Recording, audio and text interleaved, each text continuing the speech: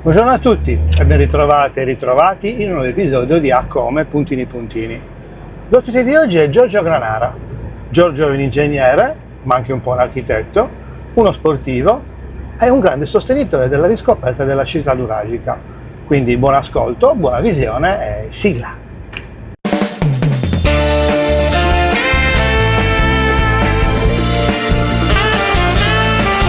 A Come Puntini Puntini. Un podcast ideato e condotto da Francesco Congio.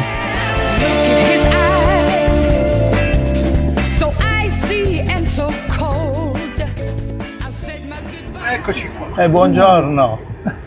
Bello. Beh, c'è un po' di Ci fresco. possiamo rimanere 6 ore? Minimo. Per da dire sicuramente anche 10. Come stai? Ciao caro. Ciao. Bene. E benvenuto.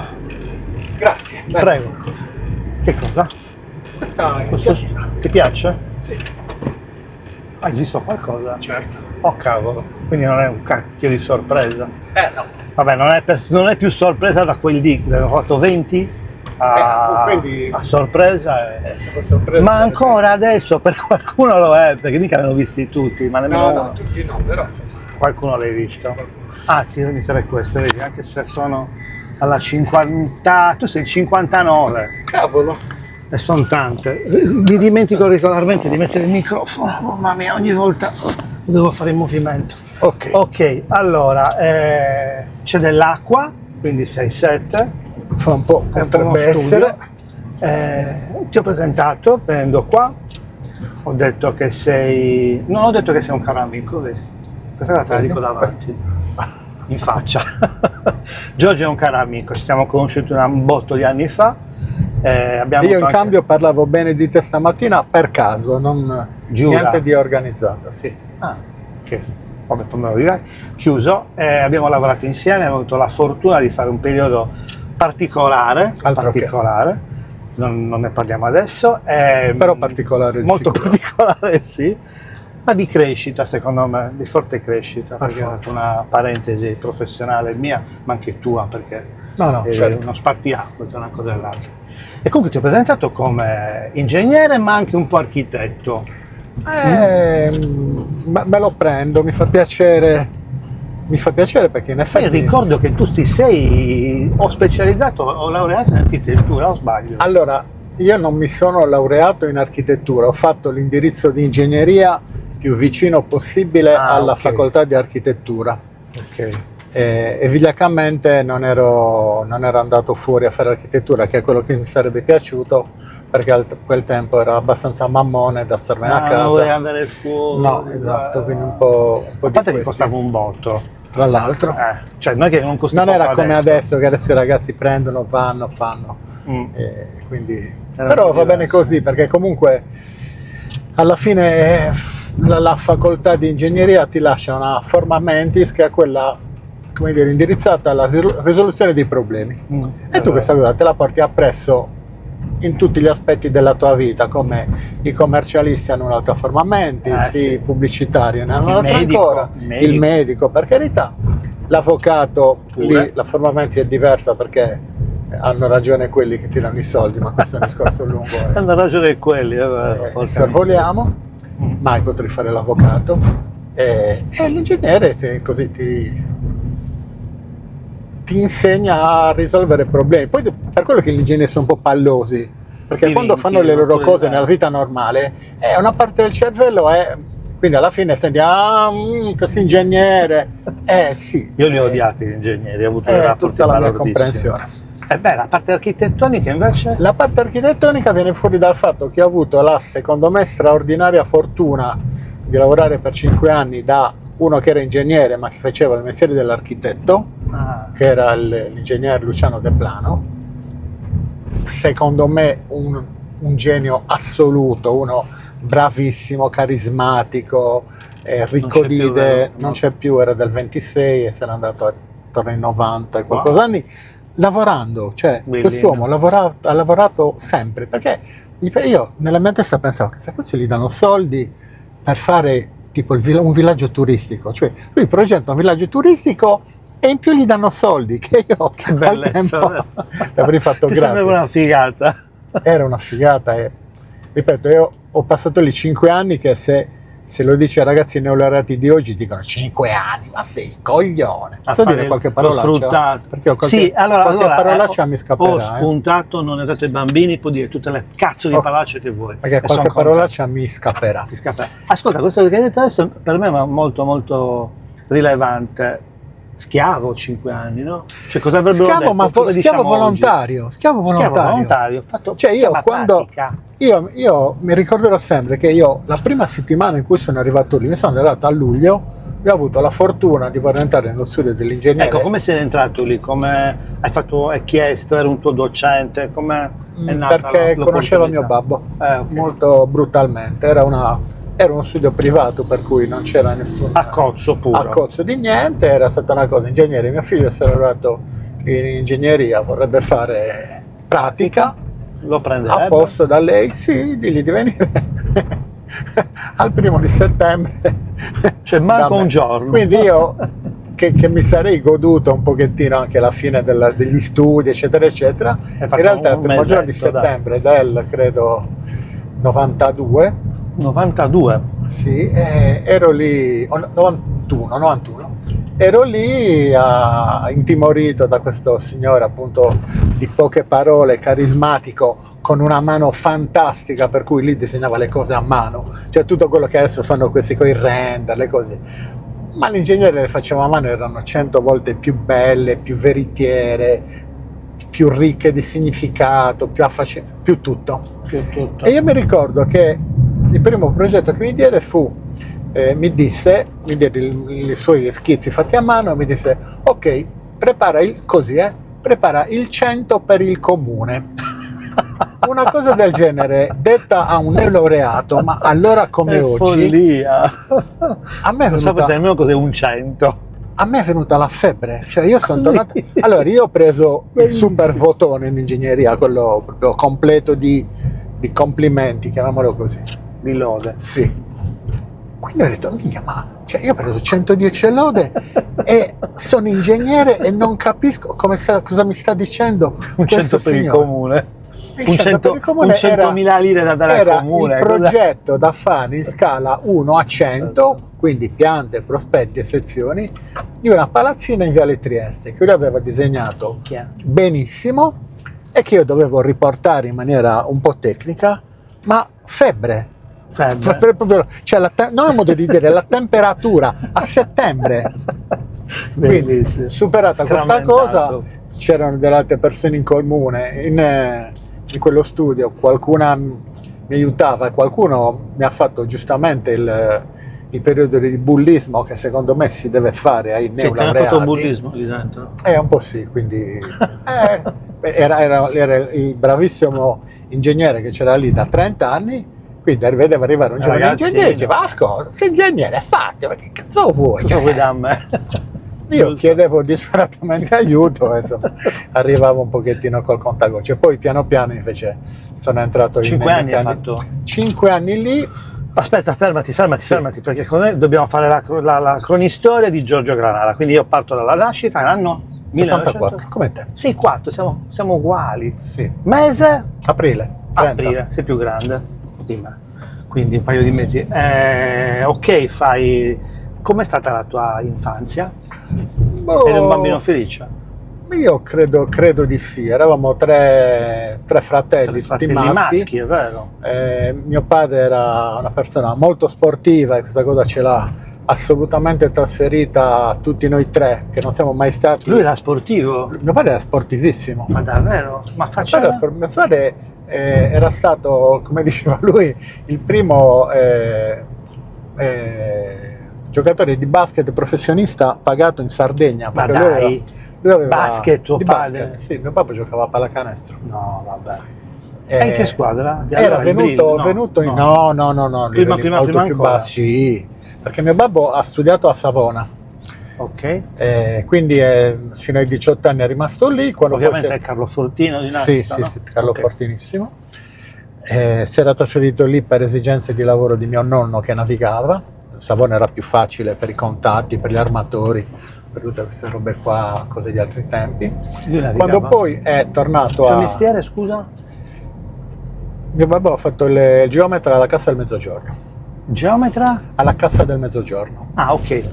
Cassa del Mezzogiorno, per chi non lo sa, era quell'ente che ricostruiva tutto il Mezzogiorno d'Italia. Sì, sì, che è stato utile nella ricostruzione fondamentale, certo. del E quindi sud. giocatori di basket in una Di squadra- basket, però poi mio babbo a Carloforte, dove appunto è cresciuto, si è occupato appunto di basket, si è occupato di pugilato, si è occupato di pallanuoto, Quindi lo organizzava le praticava cose. e lo curava.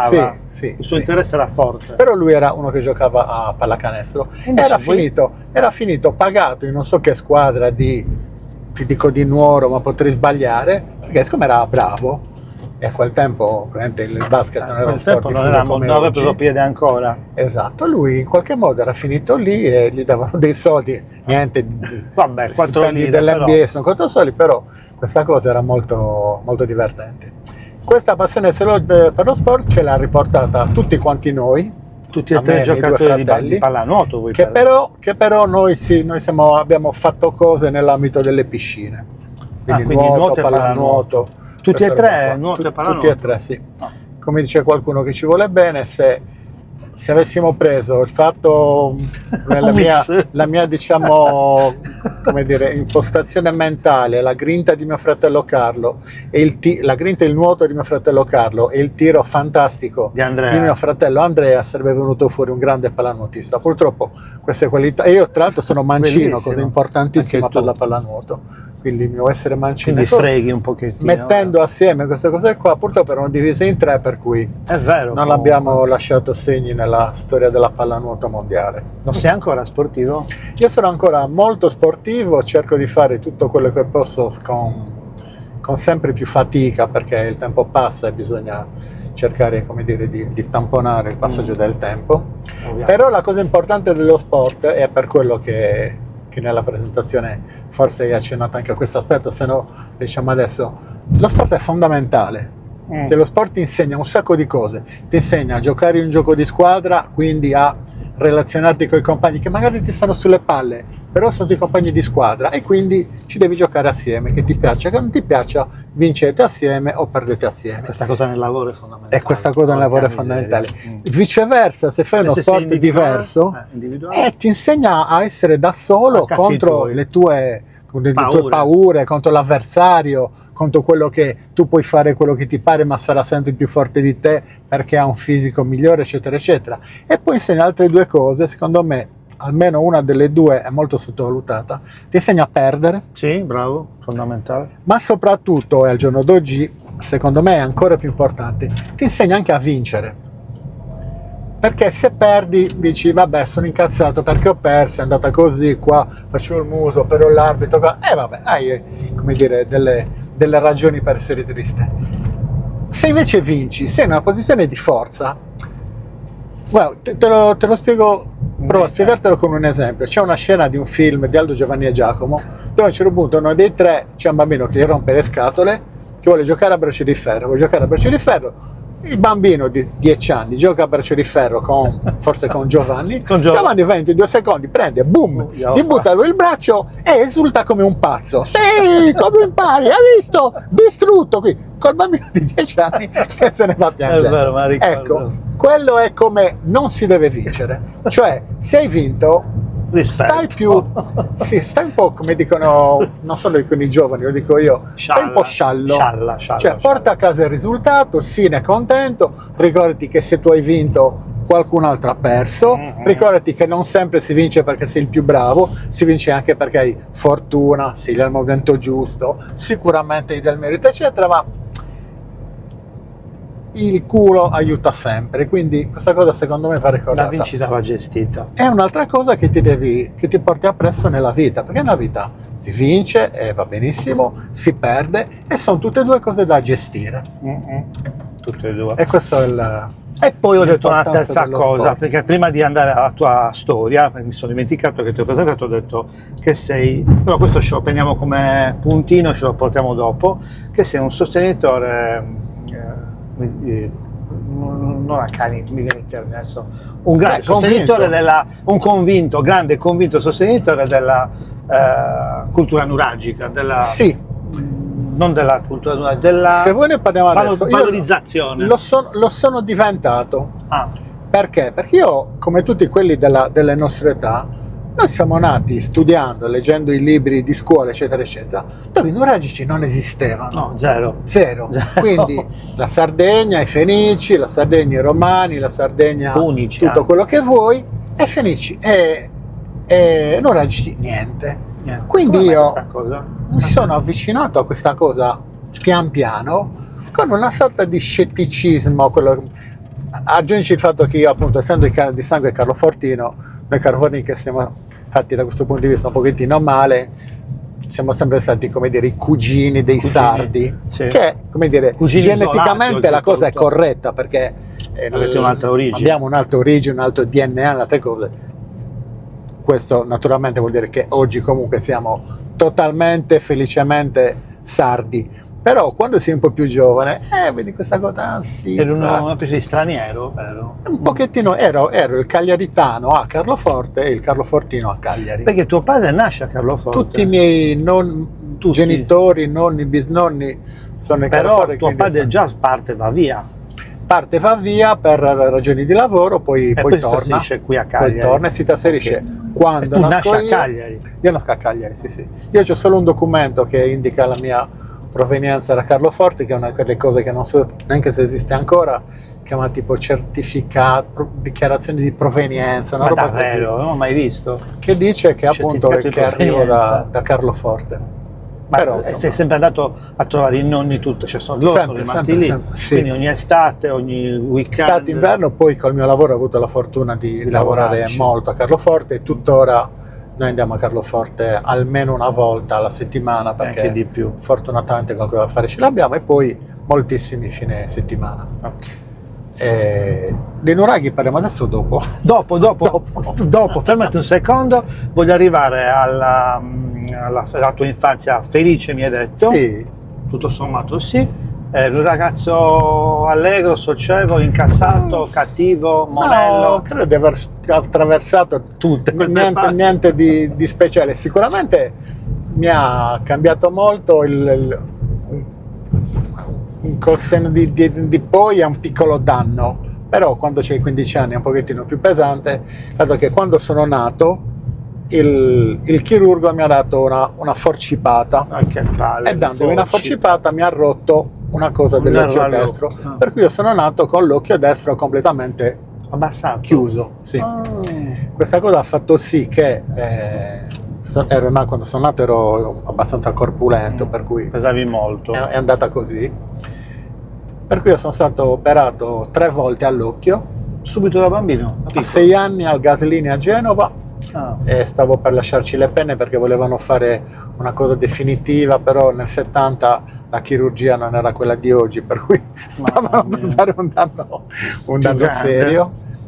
E poi da grande a tipo 21-22 anni e l'ultima volta a 30 anni. Adesso la cosa è risolta con un pezzettino di Teflon che ho dentro l'occhio, che Te lo tiene tiene, la cosa tiene. sospesa e piena aperta. Però quando c'hai 15 anni È e un avere problema. l'occhio mezzo chiuso, Ti prendono per il culo. i ragazzini sanno essere Cioè, a noi cattivi. sti tempi ci prendevano per il culo, forse Ma non avete certo. capito che... Cosa sei, strabico? Così, che Oggi che ti quando ba- lo dici con le ragazzine vicine. balordo. E quindi questo ha fatto sì che È ho un piccolo, dovuto grande affinare trauma, altri. no? Ti ci devi abituare, devi, come dire, farci fronte, Reagire. E quindi ho sono anche dovuto- questi insegnamenti Ma fondamentali. stai per la scherzando? È vita. una cosa che forma moltissimo. Io non ti dico che, come dire, che ringrazio questa cosa, perché no. No. Però sicuramente è una cosa che ha fortificato il mio carattere. Anche nello sport ti crea No, problemi. no, Sì, nello si sport dice. no, nelle relazioni con i ragazzini. Certo. Che sei Tra l'altro con la sfiga che il mio compagno di avventura allora era mio cugino, che si chiama Giorgio come me, un bel ragazzo con 2 occhi azzurri grossi così. Giorgio Granata anche lui? No, Giorgio un altro cognome. Sì. E, Bellissimo. e quindi la competizione. quest'oggi faceva flap con gli occhi e io perdevo. Che palle. Vabbè. Però è andata benissimo così. Fidanzate? Molte? Fidanzate, diciamo Paio. il numero giusto, sì, no? Io non sono bravo a Non stare l'ho da chiesta a solo. nessuno questa cosa.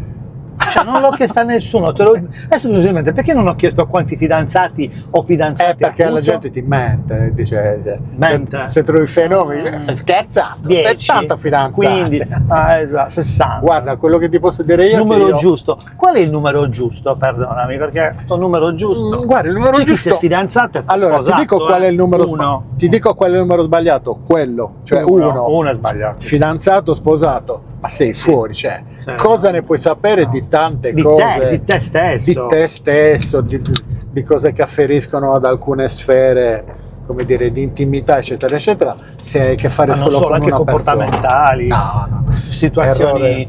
chiamiamole familiari, ma quando ti accasi, cioè vai in una Certo. casa a vivere insieme, hai mai Certo. vissuto insieme prima di sposarti? No. Ma- No. no, No. nemmeno un campeggio, una vacanza, sì. No. Sì, quelle robe lì da un paio di giorni, sì, da beh, fine sono utili settimana. comunque No, però anche sono utili, certo.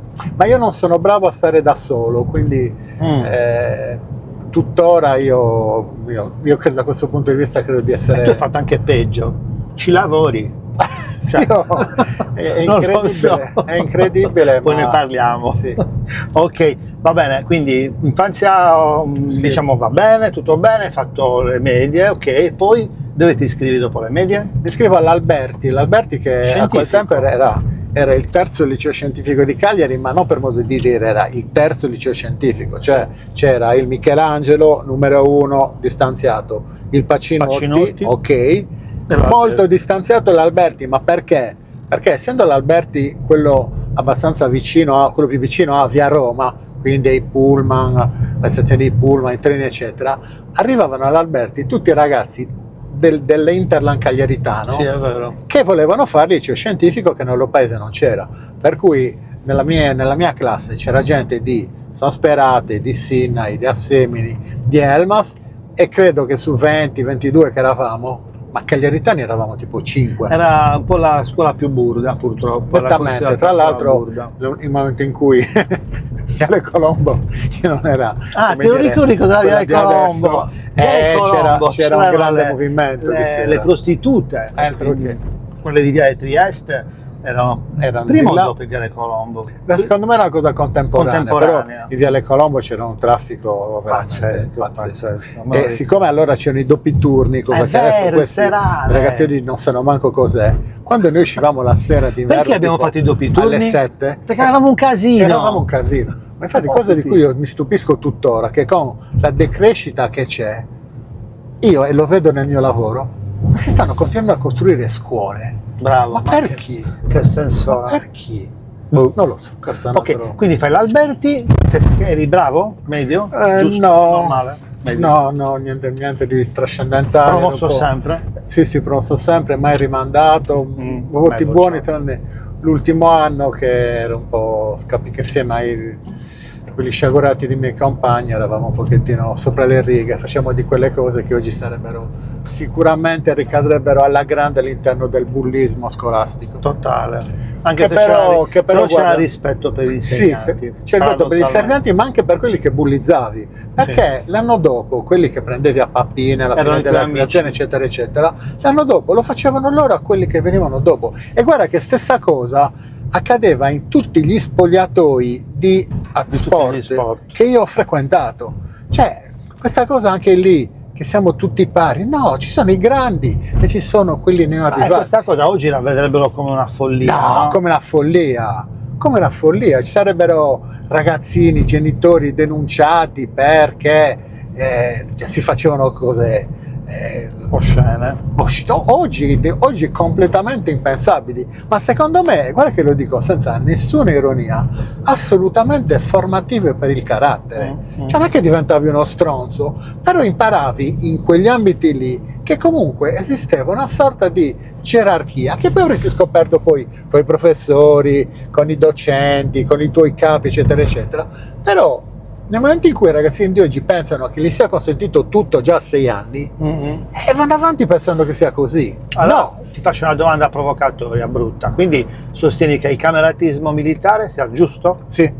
Davvero? Sì, naturalmente, bisogna vedere sin dove arriva. Beh, Però è arrivato anche a cose un po' no, tragiche. ecco, tutte le esagerazioni non vanno mai bene, questo come dire, non c'è dubbio, però il portare le paste alla prima trasferta e se non fai i grandi si incazzano, alla prima trasferta poteva succedere che ti facevano la basetta, che vuol dire che ti tagliavano qua, che a quelli particolarmente pelosi li facevano quella che si chiamava la striscia del carabiniere, per cui gli rasavano tutta la cosa. Ma prova a farlo oggi, cioè No, ti arrestano, succede di tutto e non c'era cattiveria, cioè secondo me quello che va condannata in queste cose è la cattiveria, non questa cosa qua, che io non è il mio mestiere, non so come chiamarla. Devo parlare con un psicologo di questo, vedi?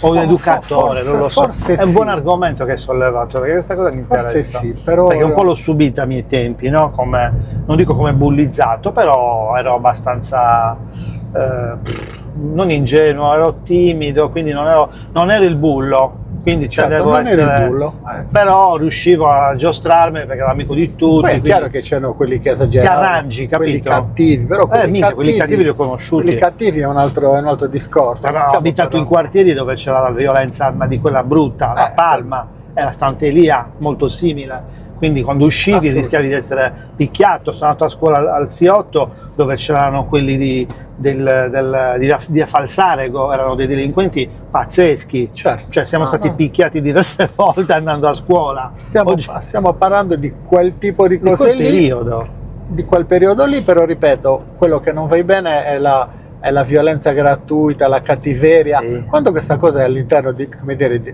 una sorta di processo ciclico, nel quale comunque c'è anche una sorta di protezione, perché a parte gli imbecilli, nessuno esagerava mai. Quello a cui veniva fatto la striscia del carabiniere o la basetta, sapevano che era parte del diventare grandi, insomma. Vabbè, quando siamo andati in quarta ginnasio da me, ho fatto il classico, c'era la sfilata dei quartini. E c'erano quelli della terza liceo che li prendevano le pappine, li facevano sfilare, li tiravano su, li portavano in bagno, li facevano i gavettoni sotto il lavandino, cioè di tutti i colori. E c'è gente che oggi è diventata sindaco, glielo vorrei chiedere. Esatto, io non credo che nessuno sia, come dire, stato traumatizzato. No, è stato un periodo, eravamo terrorizzati perché eravamo dei tredicenni, io avevo 12 anni. Quando sono entrato in quarta ginnasio un anno prima. Un anno avanti. Ero un bambino che usciva dalla scuola media così, mai uscito, per dire, vabbè, comunque. Ok, quando decisi di andare ad iscriverti in ingegneria? Allora, io, secondo me, sono stato fortunato anche da quel punto di vista, che se tu a 8 anni mi avessi detto cosa vuoi fare da grande, io non avrei dato le risposte. Domanda che ti volevo fare quelle lì, io avrei detto, io da grande voglio fare case. Ah, così? Quindi, sì. Poteva essere anche questa una cosa mi piaceva. Poteva essere, perché no?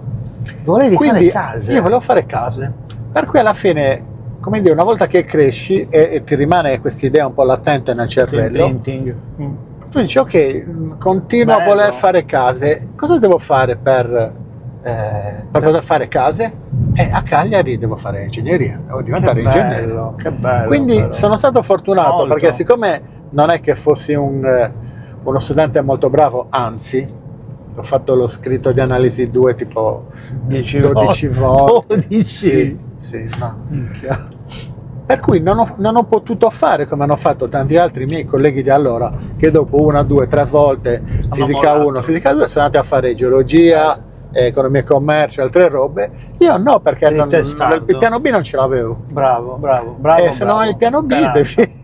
No, hai fatto bene, perché comunque stavi rispettando il tuo sogno, che assolutamente non è per nulla da sottovalutare. Quello che ti avrei chiesto era cosa volevi fare da piccolo, perché questa cosa adesso l'ho scoperta, l'ho letta, l'ho studiata, è proprio tuttora, cioè adesso da grande ci sono delle tendenze di farti delle domande, ma il tuo sogno quando eri piccolo qual era? Cosa volevi diventare? Riscoprilo, torna indietro, riapri quel coperchio e segui questa idea, e tu l'hai seguita. E io ci sto dentro. Bellissimo, no? Bravo, sono contento. Ma infatti io sono contentissimo. L'unica cosa che casomai mi genera amarezza sempre di più è che in questo momento fare il mio lavoro, quello che mi piaceva moltissimo, è difficilissimo. È diventato Perché un noi casino. passiamo le giornate a scrivere mail, relazioni, PEC, a rispondere a PEC, eccetera, Compilare formulari. su roba che non dà niente di più al progetto che stai facendo, ma proprio niente.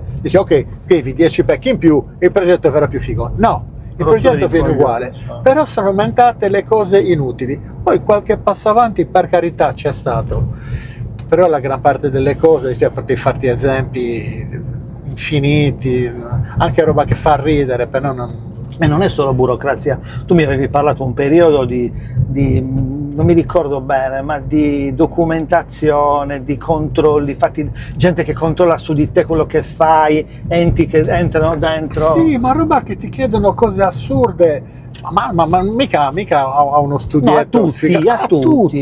Per cui c'è il che dici, cazzo, questi ce l'hanno come? No, non ce l'hanno come, È è cambiato proprio completamente. il sistema che ha fatto così. Per cui ti chiedono il fotomontaggio di una griglia che devi mettere in un porto industriale. Che cazzo Cioè, te in un porto frega? industriale, cioè distese di cemento, ma cosa cambia il fatto che tu stia mettendo una griglia Funzionale. per la raccolta dell'acqua che la devi mettere? Perché no, serve. però devi fare il fotomontaggio per la sovrintendenza, per ma di cosa stai ma parlando? no. Sei all'interno di una dinamica industriale, ma fammi mettere quello che caspita serve per fare questa cosa. Vabbè. Discorso Ok, lungo. ti iscrivi, fai l'università, quindi Lì un biennio di sofferenza gigante, Atroce. perché non ero bravo, appunto, ho sofferto moltissimo fisica 1 no, fisica 2, analisi 2.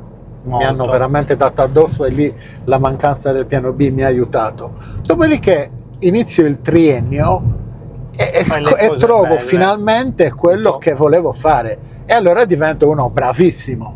Certo. Inizio a prendere, cioè io ho finito il biennio con la media del 21, quindi su 9 esami la mia media era 21, Beh, sì. alzata dagli esami di disegno 1 e disegno 2 avevo preso 30, perché tutti gli altri erano 18, 19. Dice, ma passati così. Dice, ma accetta il 18? Ma sì, scherzando, c'era che accetta il 18. Tutti, anche io accettavo tutti. Tutta quella roba lì, preso tutto.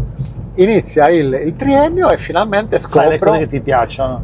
che quella roba lì mi piace, che quel sogno da bambino di voler fare case si stava avverando, per cui continuo a fare quella cosa lì. Faccio la prima tesi a Cagliari sulle barriere architettoniche, perché era, come dire, un argomento abbastanza fresco, e quindi probabilmente questa cosa colpisce abbastanza la commissione, e io, che non ho mai preso un 30 e lode nei miei 30 esami, prendo 30 e lode all'esame di laurea, cosa che non mi aspettavo, che quando me l'hanno detto non ho neanche capito. Infatti anch'io non l'ho capita questa. Alla Cioè, fine ti hanno dato il 110, no? no, 110 è lode. E 30 e lode quando lo prendi?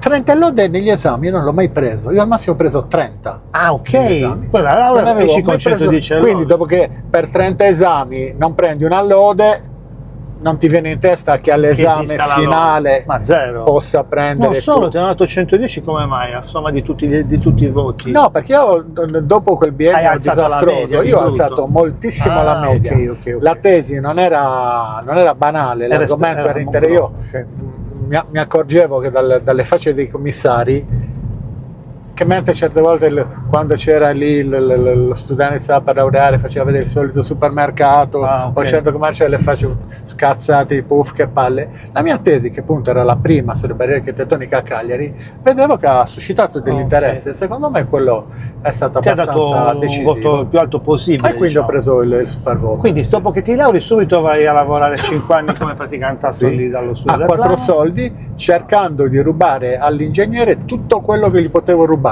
perché l'ingegnere era bravo, però avendo 8000 cose per la testa non è che potesse stare Non lì ti seguiva tanto. a dare lezioni. Quindi nei momenti in cui lui aveva anche dei precedenti da professore universitario, quando aveva voglia di spiegare le cose, cioè erano lezioni veramente di architettura, e io cercavo di rubargli il più possibile.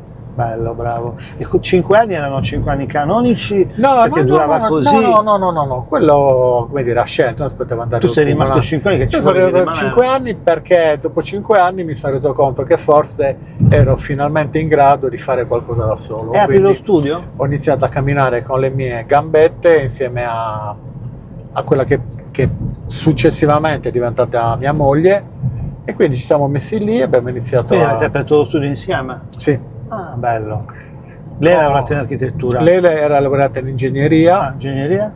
Anche lei aveva avuto la fortuna di lavorare da un ingegnere molto bravo in un altro settore, e è quello che un pochettino ci ha aiutato all'inizio, perché l'ingegnere era bravissimo, ripeto, carismatico, eccetera. Aveva però una particolarità che io con i miei collaboratori adesso non faccio: non metteva il nome di nessuno sul progetto se non il suo. Neanche come collaboratore, per cui io che ho lavorato ad alcune cose secondo me abbastanza importanti, storicamente non compaio. Quindi io sono uscito da lì dopo 5 anni, credo con una discreta preparazione da ingegnere barra architetto, ma col curriculum lindo, quindi senza una riga di curriculum. Mentre Noemi, che aveva lavorato da quest'altro ingegnere, aveva un po' di curriculum in ingegneria portuale. Ah, portuale. Sì, per cui noi abbiamo iniziato a fare delle cose avendo un pochettino di curriculum, poi le cose piano piano si sono avviate. Senti, e siamo qua da 30 anni. Dal punto di vista, adesso facciamo un attimo un salto. Pensa non dico a tuoi figli, che nessuno dei due ha scelto questo percorso, ma oggi un ragazzo di 23, se tutto regolare 25 diciamo, si dovesse laureare, esce dall'università, cosa ha davanti in questo settore? In questo settore ha davanti, se vuole fare questo mestiere, deve sapere, perché bisogna essere onesti e dirglielo, che è un mestiere che all'inizio è durissimo, perché non si capisce. Che significa durissimo? Faticoso, durissimo vuol dire faticoso, con difficile. Zero soddisfazioni economiche, perché fai cose piccole con gente scarsa. Quindi se tu devi curare la ristrutturazione di casa di tuo cugino o del tuo amico, tu gliela fai, ti impegni eccetera, però tu sei giovane, probabilmente l'impresa che eseguirà i lavori non è proprio Pellegrini o chissà chi, è un'impresetta normale, e la combinazione impresa piccolina e progettista giovane può essere pericolosissimo. Aspetta, ma tu stai dicendo se si mette subito in proprio, ma io ti sto dicendo quando esce dall'università, che possibilità ha? Andare a fare praticantato? O fare quello che ho fatto io a suo tempo, immagino, lo capisco. Le cose? Sono cambiate nel fatto che i ragazzi che arrivano oggi da noi, e noi abbiamo un certo turnover perché preferiamo avere collaboratori che poi dopo qualche anno, un po' di tempo, vadano via e iniziano a camminare con le loro gambette, però i ragazzi di oggi non hanno molta pazienza, cioè pensano che dal giorno dopo che sei laureato devi iniziare a guadagnare 3.000 euro al mese, se vuoi fare questo mestiere qua non è così. In qualche altro mestiere probabilmente quale, sì. Ti chiederei, vabbè. Quale? Quelli che però fra 10 anni probabilmente guadagni ancora 3.000 euro al mese. Mentre se devi affrontare un percorso di crescita devi iniziare come dire, dalla gavetta, e la gavetta, se sei intelligente, parti dal presupposto da cui partivo io, che nonostante il super voto io non sapessi fare niente, cioè quello che ragazzi tu eri convinto di saper fare? Certo. Eri convinto? Ho preso 110 all'ora, e secondo te? Quindi eri proprio il figo, la sbruncata. Madonna. Però una sbruncata del genere secondo me ci sta. Cioè, no, giusto ci sta, e come? Caspita, è stato utilissimo, intanto per capire che il mondo accademico e il mondo reale sono due mondi diversi. Esatto. Poi onestamente oggi c'è comunque un'attenzione alla formazione certamente diversa, che vuol dire, come dire, in meglio e in peggio. Cioè? I ragazzi di oggi purtroppo appunto arrivano che pensano di saper già fare tutto, magari sanno fare dei render fantastici, roba che... Sono padroni dello strumento. Sono padroni dello strumento, quello lì, ma non sono padroni della parte tecnica, per cui a noi è successo un po' di tempo a dire ok, questo render, ma tutto questo sbalzo qua, che sbalzo è una cosa che non si regge strutturalmente, molto, o perlomeno che è difficile da fare. Tu dici ok, l'hai disegnato, il render è bellissimo, ma come stai in piedi? Vabbè, adesso, cioè, come stai in è piedi? Il contrario, prima sai come stai in piedi e poi fai il render, se no non è un render, è un disegnino. Così cade tutto, cadono le case, così palazzi, cade tutto, e sì. Pericoloso. Quindi ci vuole sicuramente a fare vorrei fare la libera professione, che è un mestiere secondo me, come lo facciamo noi, quindi con una piccola società in ingegneria, è un mestiere in estinzione, perché ormai il mondo sta andando verso le grandi strutture ingegneristiche. Cioè studi grossi? Studi grossi con 10, diversi 20, ingegneri, collaborazioni tra diversi studi. Ma anche qui da noi a Cagliari? Anche qui da noi a Cagliari. Noi siamo, io me ne rendo conto, siamo tuttora abbastanza un'eccezione. Perché non ci avevo mai pensato al fatto della dimensione. No, cioè, no. pensavo che dal punto di vista di scelta di un professionista fosse dettata dalle capacità, da ciò che aveva fatto, dallo stile, sì, però se poi dall'affidabilità, tante cose, ma non dalla dimensione. Ma la dimensione è quella che poi, per come sono strutturate adesso le gare di progettazione, quindi stiamo parlando di lavori pubblici e non di lavori privati, devi essere per forza strutturato, perché sennò non Una domanda non ti prendo in considerazione. Bravo. Una domanda tecnica, tu parli di progettazione di case, ovviamente case nuove, strutture nuove, che siano case, villette, appartamenti, palazzi, oppure opere anche pubbliche, perché so che voi avete realizzato diversi progetti portuali, sportivi, ristrutturazioni di situazioni anche particolari, come mi ricordo una storia di messa in sicurezza, non mi ricordo bene. Sì, abbiamo fatto alcune cose non banali. Così, però dico, la progettazione oggi ha un senso, o con tutte le case che ci sono stiamo parlando di ristrutturazione del contesto, dico? Ti rispondo in due modi. Uno, in questi giorni ci siamo messi sui social, TikTok, Facebook, Instagram, eccetera, eccetera, perché il mondo sta andando verso lì. In questi video che abbiamo fatto proviamo a spiegare queste cose. Quali cose? Il fatto che uno ha la fortuna di farsi una casa, si è proprio fortunato 2 volte in vita una sua. volta nella vita. Esatto, quelli fortunati 1, pochissimi 2, magari la casa quella lì e la casa al mare. Quindi quando ti ristrutturi la casa non puoi sbagliare. No.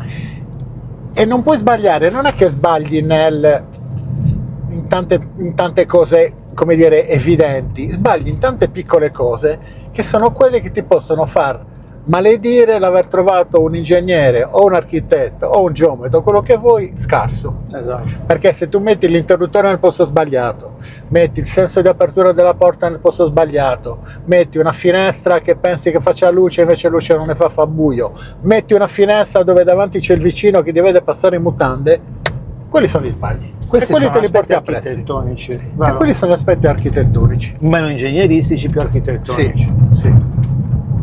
E quindi dico, rispetto al fatto che c'è meno costruzione e più ristrutturazione, quindi moltissima più ristrutturazione, anche lì con lacci e lacciuoli di ogni tipo, per cui da una parte lo Stato e la Regione ti dicono che vogliono incentivare le ristrutturazioni, poi di fatto ti mettono tali e tante di quelle norme addosso che devi rispettare, eccetera, che uno alla fine dice: ascolta, ma sai cosa, lo faccio abusivo e vaffanculo. Quello è un disastro. È un disastro. E quello è un disastro. Però in questo momento andiamo verso i nuraghi, dai, che quelli sono. Sì, quelli erano abusivi, li costruivano come cazzo volevano, li mettevano dove cazzo volevano. No.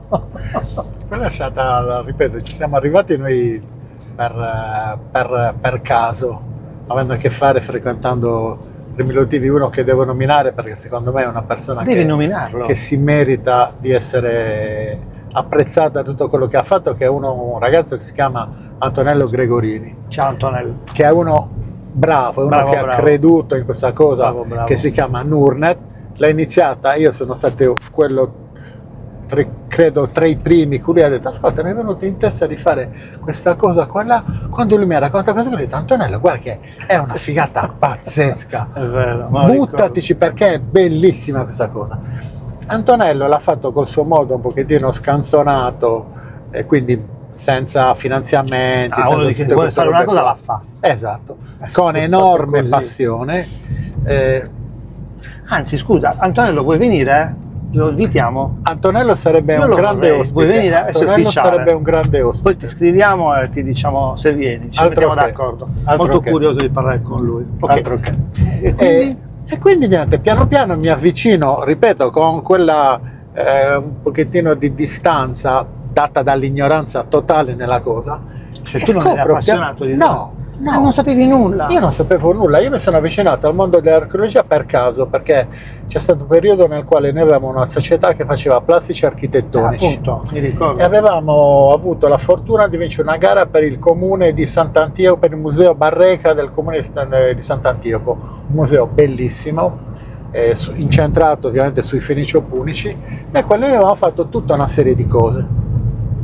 E lì un pochettino mi sono avvicinato, ho iniziato ad avvicinarmi a questo mondo, però appunto passando Sant'Antioco, Sulchi, tutte queste cose qua attraverso i Fenicio Punici. Poi man mano, frequentando Antonello, viene fuori questa cosa di Nurnet, eccetera, e piano piano io scopro che la civiltà nuragica ha avuto un'importanza straordinaria nel Mediterraneo, ma straordinaria, ma non è un'esagerazione, è una roba vera, perché è una civiltà che è in grado di costruire delle torri alte 30 metri, che vuol dire un palazzo di malpagato di 10 piani, a secco. A secco. Provate a pensare a un Con palazzo di pietre. 10 metri costruito a secco. E fate caso a un'altra cosa, ogni grande civiltà si porta presso una grande architettura.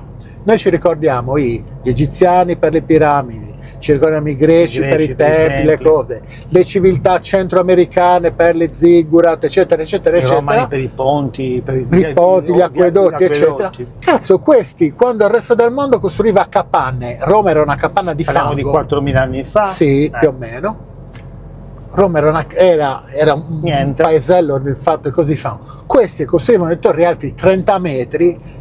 È evidente che erano una civiltà straordinaria, era evidente che essendo al centro del Mediterraneo hanno avuto un ruolo centrale in tutto quello che è successo sui tempi. È una cosa incredibile che ancora oggi in Sardegna si parli più dei Fenici, dei Punici, dei Romani che dei Nuragici. È una roba che ora mi fa uscire di testa, e Nurnet ha fatto un lavoro straordinario insieme a altre cose. Cosa ha fatto Nurnet? Nurnet ha praticamente chiesto aiuto a tutti gli appassionati Me lo ricordo. e ha Fotografie, praticamente punti. messo in rete pubblicamente, senza costi, senza niente, tutto gratis.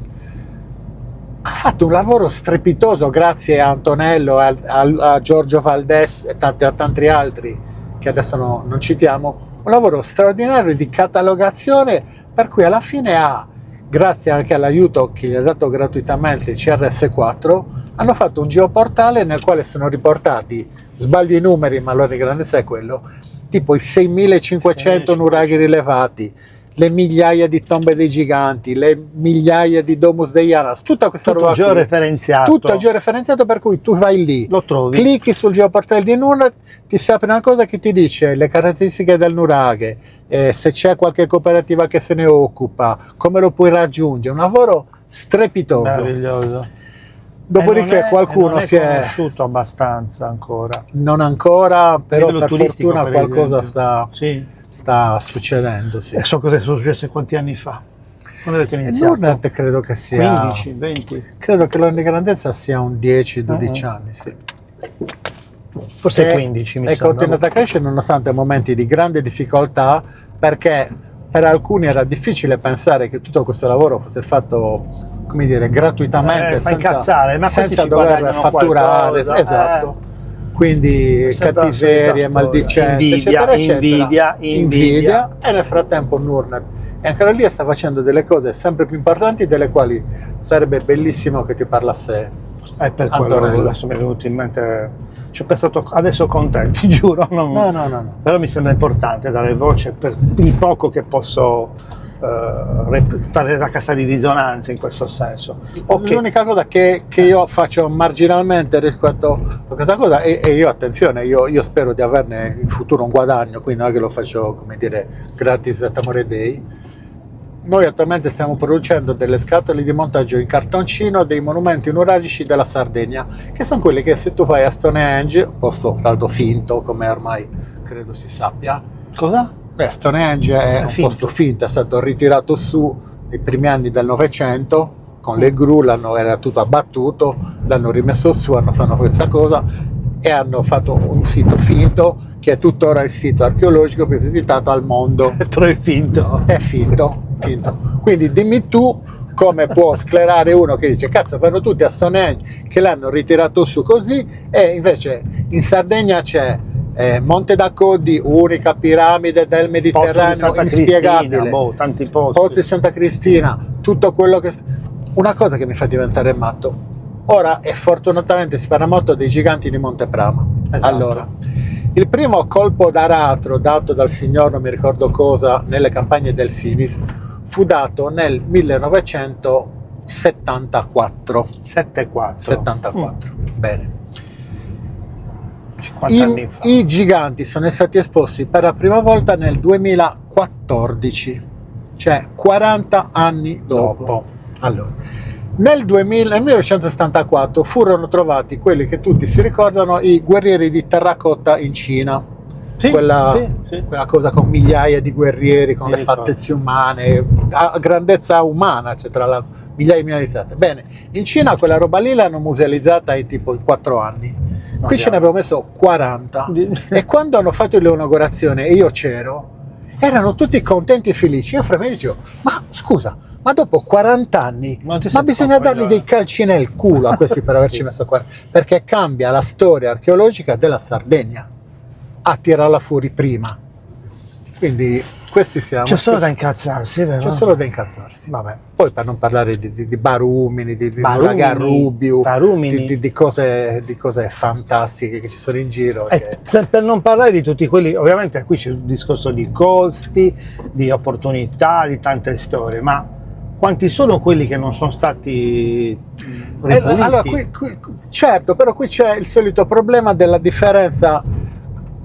Allora, credo che la Sardegna da sola abbia un patrimonio archeologico superiore a quello tipo di tutta l'Italia. Quindi questa cosa in queste, come dire, con queste quantità non può andare avanti, perché è logico, perché l'Italia è un posto che ha il maggior patrimonio archeologico del mondo, e se la Sardegna ne ha più dell'Italia c'è qualcosa che non va. Dov'è il problema? Che, e secondo me in questo si sbaglia, se vai a valorizzare un nuraghe che ormai non c'è più, per 1000 motivi, perché è stato smontato, è venuto giù da sole, eccetera, eccetera, ma ormai consiste in 4 pietre, finisce che per tutelare quel nuraghe lì non riesci a scavare da un'altra parte dove invece c'è qualcosa che potessi tirar fuori e serve qualcosa di particolare, di bello, di unico. Per cui, siccome le risorse in questo mondo sono poche, io credo che sarebbe giusto fare delle scelte. Tipo quale proponi? Propone di concentrare tutte le risorse economiche disponibili su 10 cose, 20 cose che devono essere scavate sino in fondo. Cioè, a Montebrama si sa ancora che lì sotto c'è di tutto. Perché non si scava? Perché non ci sono i soldi, perché litigano tra loro. Cosa paradossale, sono cose che sono in mano più a non sardi che a sardi, che invece non capisce bene neanche perché.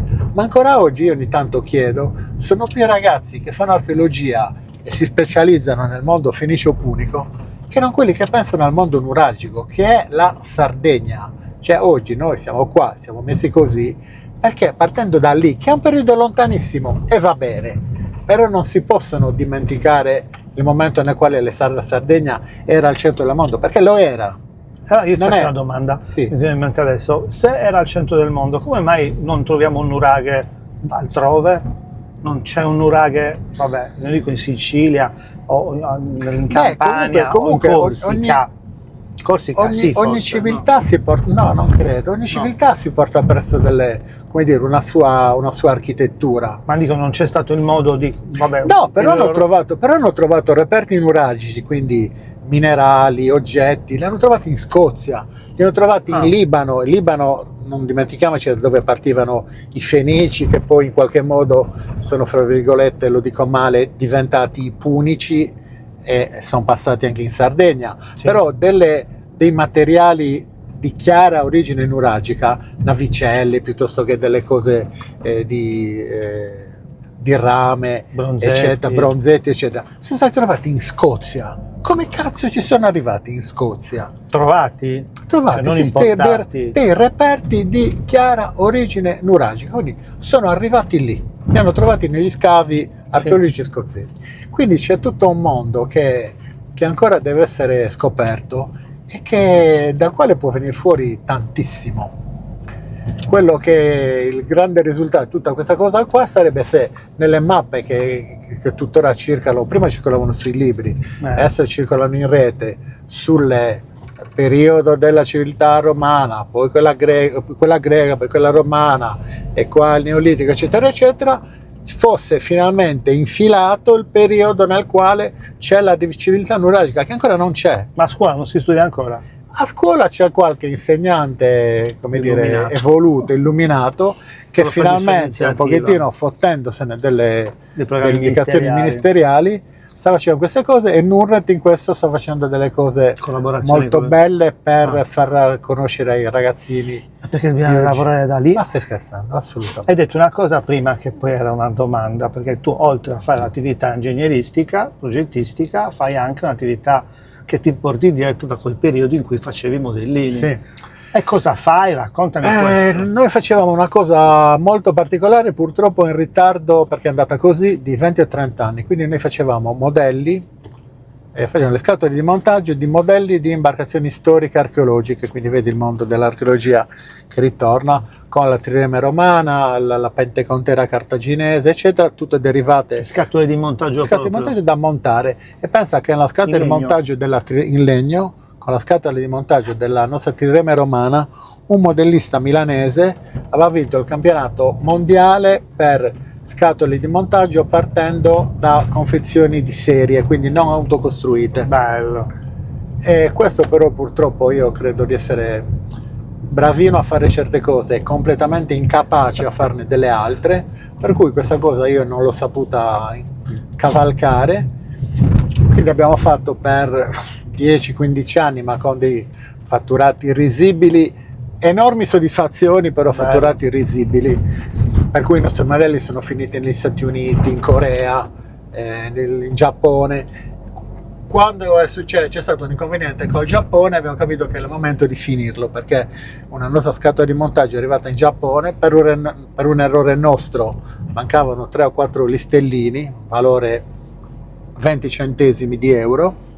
Il modellista giapponese diceva a me no, non me ne fotte niente, io ho comprato la scatola intera, quindi voglio tutti i pezzi, e ho dovuto mandare 20 centesimi di listellini, pagando la spedizione tipo 80 euro, perché aveva ragione lui, perché la scatola era mal confezionata e quindi era un errore nostro. E lì ho capito che non eravamo in grado di vabbè, un andare avanti con la cosa. Anche tu. Sì, però era faticoso, anche perché lo facevamo dietro, abbastanza artigianalmente, però fare soddisfazioni enormi. Belli. Poi da quei modellini in legno si è passati ai modellini in cartoncino. Siamo passati ai modelli in cartoncino perché, come dire, per agevolare l'acquisto, perché quelli in legno comunque erano tagliati al laser, eccetera, avevano dei costi gioco forza elevati. Questi in cartoncino costano naturalmente molto meno, quindi sono più alla portata, mi pare che costino 25 euro a scatola in negozio, e sono per adesso 5 monumenti nuragici più importanti della Sardegna, che sono Barumini, Monte d'Accoddi, Nuraghellosa, Nuragarrubiu e la fantastica Monte d'Accoddi, che è l'unica piramide di quel tipo che c'è nel Mediterraneo, e non la caga nessuno. Non la caga nessuno. È a 1 chilometro sulla strada per andare a Porto Torres, a 1 chilometro dalla 131. Tu vai e trovi questa cosa e dici: è questa. Cioè, questa è una ziggurat. Questa dovrebbe essere o in zona dei Sumeri, lì da quelle parti lì, in Mesopotamia, o dovrebbe essere in Centro America. È messa lì. Nessuno sa perché, nessuno lo sa spiegare. Io non capisco una cosa, vedi? Io nel mio piccolo ho fatto un periodo di attività turistica stupidissima con degli ospiti. Tutti gli ospiti li ho mandati a Barumini. Cavolo, hai fatto benissimo. Tutti gli ospiti non sapevano minimamente cosa fosse. Tutti gli ospiti quando sono tornati erano non felici, non estasiati, impazziti. E tutti mi hanno detto: ma perché non l'abbiamo saputo prima? E io dico: perché? Deve essere Francesco Congio, no, per in giro. No, esatto. E questa cosa io non la capisco, continuano a fare questi cazzo di video, ma lo dico pubblicamente, dove promuovono la Sardegna, ma non la promuovi la civiltà nuragica con un video buttato così, col volo d'uccello, col drone, no, deve essere un lavoro culturale, come Stonehenge, quindi copiate come hanno fatto con Stonehenge. No, non siamo capaci, noi dobbiamo per forza fare qualcosa di nostro senza copiare da quelli più furbi. Tu metti il patrimonio nuragico della Sardegna in mano agli americani, esatto. Vedi cosa succede. Io sono andato come tanti negli Stati Uniti a vedere determinate cose, pagando biglietti da $30, 40 minimo, ma anche $100. 4 pietre, 4 pietre del 1800 e rotti, ma stiamo scherzando. Ma in altri paesi, anche europei, senza andare troppo lontano, io ho visto valorizzati musei del niente, della stronzata, museo della macchina, museo della moto, museo del caresse, museo del cavallo, cioè ogni cosa era facile per fare un museo. Qui no, ma qui vabbè. Però oggi a 60 anni lo possiamo urlare, visto che ci siamo rotti i coglioni. Esatto, ci siamo rotti i coglioni, però quando parlano ancora adesso di no, bisogna il turismo dell'interno, ma dell'interno cosa? Dell'interno la gente deve andare, se ha un interesse, bravo, l'interesse glielo trovi o glielo metti su un piatto d'argento, facciamogli vedere cosa c'è. Cosa c'è?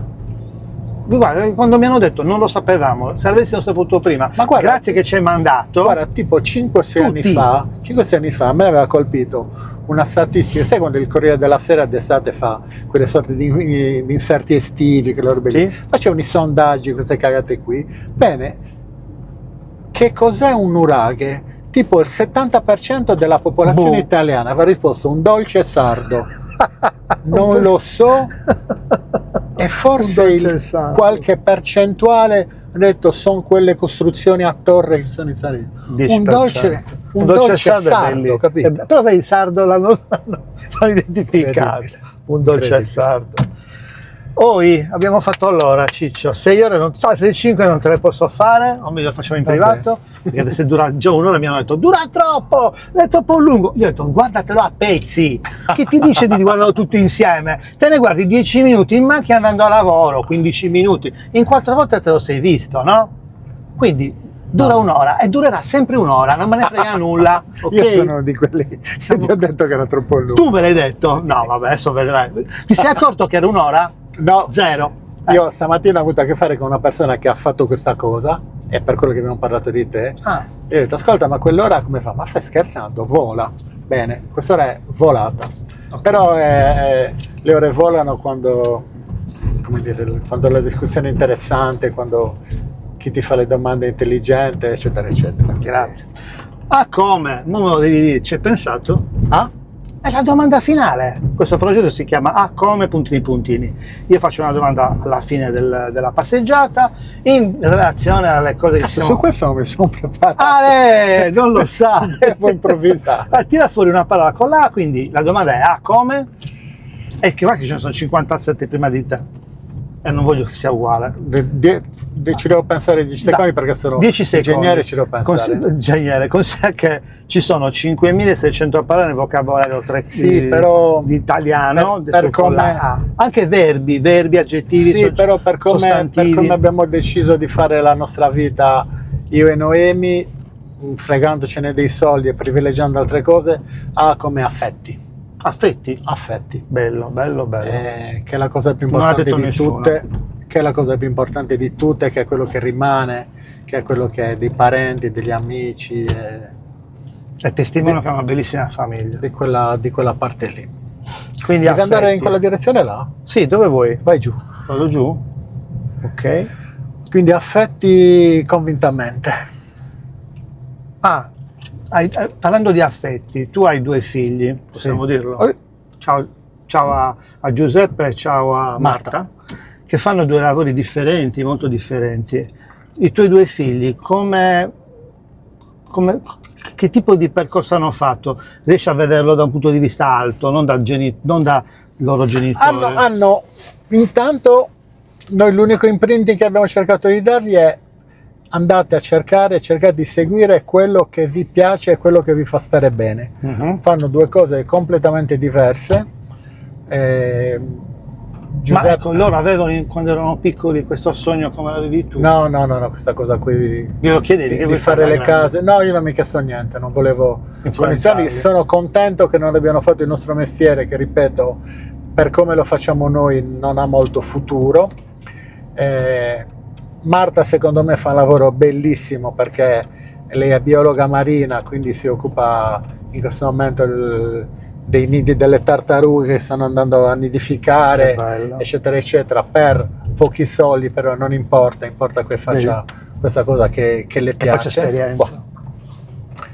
E Giuseppe invece è attualmente in Germania, ne ha le palle. Lui è ingegnere, giusto? Lui è ingegnere, sì, si occupa fa il trader di energie rinnovabili, che è un'altra cosa che mi fa disperare, perché io sono uno di quegli scemi che perde anche troppo tempo su Facebook per a provare a discutere con gente che non sa fare io col bicchiere, quindi ogni tanto gli rompo i coglioni, scusa, ma è vera questa cosa qui? Dice, ma stai scherzando? Una cazzata galattica. Giura. E questo fa sì che mi sia reso conto che il dialogo sui social è molto peggio di quello che sembra superficialmente. È no, un ma infatti se io momento. ti becco sempre a fare degli interventi, io ti dico Giorgio, ma lascia Verdi, sì, sto pian piano lasciando perdere, però mi dispiace che alcune cose, poi non è che la devi pensare come me, no, però la devi pensare, bravo.